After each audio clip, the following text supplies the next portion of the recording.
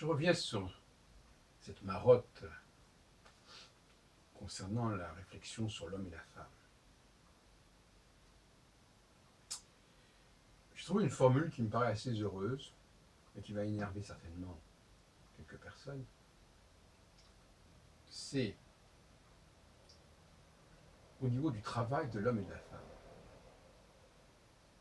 Quand ils se rencontrent, quand il y a une rencontre entre un homme et une femme, une rencontre qui fait sens, qui implique un certain bagage, une certaine activité intellectuelle ou autre, je dirais, pour trouver une formule qui est un petit peu amusante, que l'homme travaille avant de rencontrer la femme, parce que à quoi bon venir les mains libres, les mains vides? Il faut avoir déjà un bagage, il faut y avoir quelque chose à transmettre. Et c'est pas au moment de la rencontre que ça va se transmettre. Si, ça va se transmettre à ce moment-là, mais il faut qu'il y ait déjà un contenu qui se soit constitué. En revanche, la femme, elle va travailler après la rencontre avec lui. Et c'est un équilibre. D'ailleurs, je crois, l'autre jour, quelqu'un s'est pensé à la menorah. La menorah, le chandelier, à cet équilibre, cette symétrie des, des branches du chandelier, des 8 branches, 4 d'un côté, 4 de l'autre. Et ça nous incite bien à cette idée d'équilibre. Il faut toujours qu'il y ait quelque chose qui soit symétrique. Et cette symétrie, par exemple là, en l'occurrence, il y a travail avant et travail après. Je crois que c'était intéressant de le signaler.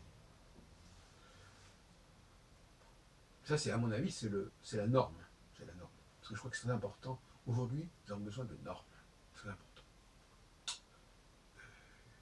Et la plupart des temps, il manque la norme, ou la norme que l'on accepte n'est pas bonne, n'est pas correcte. Et quand on n'a pas une bonne norme, tout devient complètement confus. Parce que ce qui est normal ne l'est pas, et ce qui n'est pas anormal l'est. Donc, la recherche de la norme est absolument fondamentale.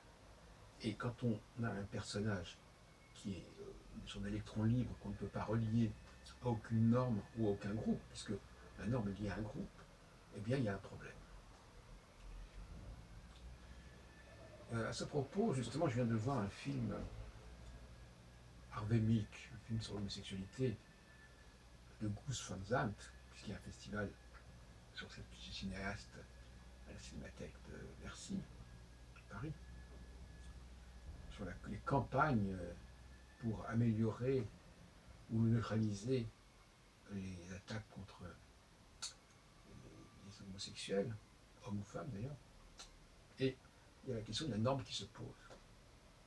Alors, je réfléchis pendant ce film et je me suis dit, l'important, avant tout, c'est que ce qui est normal pour un groupe X n'a pas à être normal pour un groupe Y.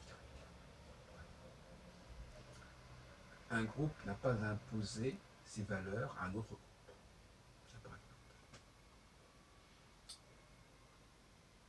Et les groupes doivent fonctionner en circuit fermé et doivent communiquer de manière ponctuelle.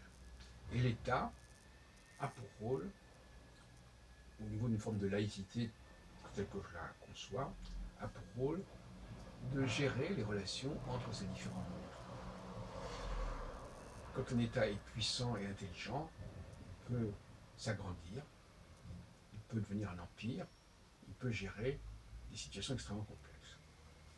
L'autre jour, je discutais avec une dame, une américaine, qui me soutenait mordicus que il fallait une seule langue dans un pays. Ça pourrait être ridicule. Chaque communauté a le droit d'avoir sa propre langue.